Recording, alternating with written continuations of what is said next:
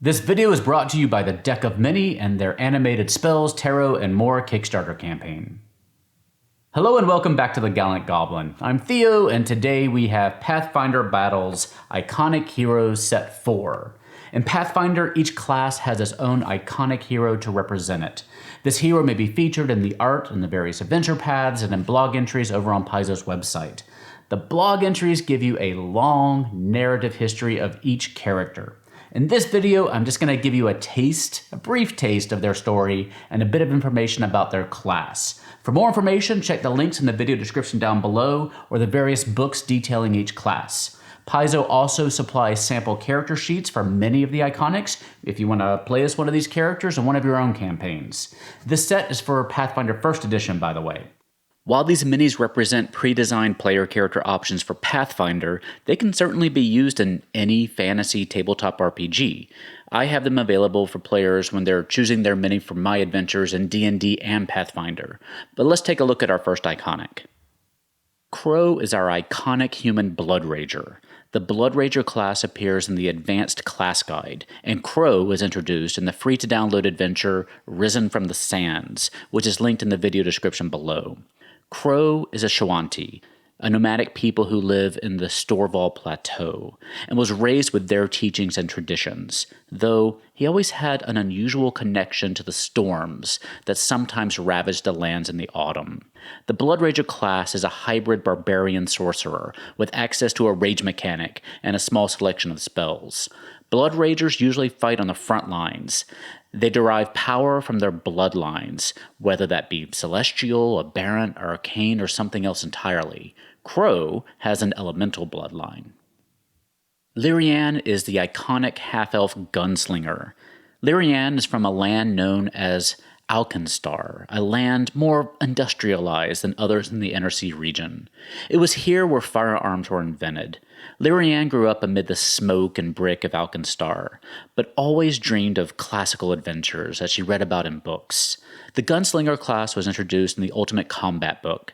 It usually takes the role of striker, dealing considerable damage to individual enemies.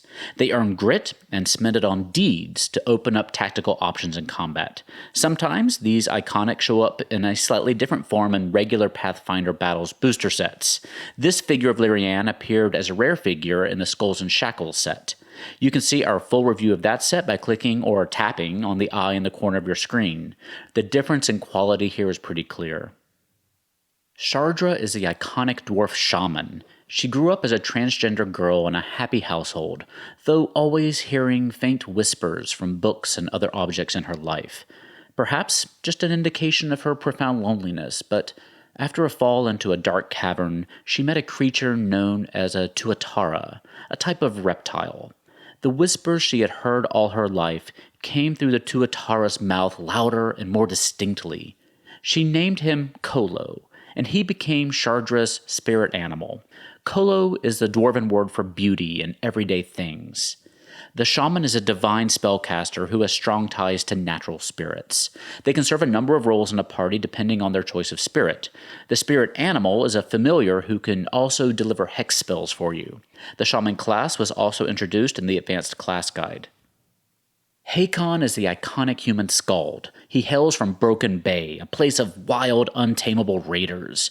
As a child, Hakon heard their many stories of desperate battles at sea, weathering raging storms, and fighting off incredible sea monsters. He committed all these stories to memory, and desperately wanted to go on adventures of his own. The Skald class was also introduced in the Advanced Class Guide. It works like a hybrid barbarian bard. They are generally keepers of lore, whether as poets, storytellers, or historians. They can use their performing talents and rather violent spirits to inspire allies into a frenzied rage. They can hold up better on the front lines, but they're less versatile than your standard bard. Finally, we have Jirelle, the iconic half-elf Swashbuckler. Jirelle is the quintessential swashbuckler, born and raised on a ship in the Shackles. She's as quick with a rapier as she is with her wit, but she is adamantly not a pirate. She fights to protect her most treasured possessions, her friends and allies. The Swashbuckler was also introduced in the Advanced Class Guide, and borrows from both the Fighter and the Gunslinger classes. They rely on speed, agility, and panache to parry blows and get out of danger quickly. As the Gunslinger collects grit to use on deeds, the Swashbuckler collects panache to use on their own deeds. They can collect panache by scoring crits and through other daring do's in combat. Like the more recent premium figures from WizKids, these iconic heroes feature the best paint quality that Paizo and WizKids was able to produce at the time. For set 4 here, that was 2015. You can see our other reviews of Pathfinder iconic sets by clicking the eye in the corner of your screen. Also included in the box are 6 exclusive cards that you can use with the Pathfinder Adventure Card Game. Now, these figures are, of course, fantastic if you want to play as one of these specific characters in a Pathfinder adventure, but the figures are also great to use for inspiration for creating your own player characters for Pathfinder or D&D. I've mentioned this before, but when I'm helping new players create characters, I pull all my player character minis out and put them on the table and let the player choose one that stands out to them. They can then use the look of that character to design their own background and story. And these look pretty great, especially for 2015. And honestly, I'd like to send my new players links to a few of the iconic stories on Paizo's website, like the stories for these characters that you can see linked down below. These are great background stories to help your new players see what a background story should look like. It's real tough for new players to write new background stories for an RPG all by themselves without a good example or two. So let me know what you think of set 4 in the comments section down below. We'll have reviews of several other of the Pathfinder iconic sets in the near future. Subscribe to the channel to see those. Many thanks to our sponsor for this video, The Deck of Many. They're currently running a Kickstarter to expand their line of animated spell cards.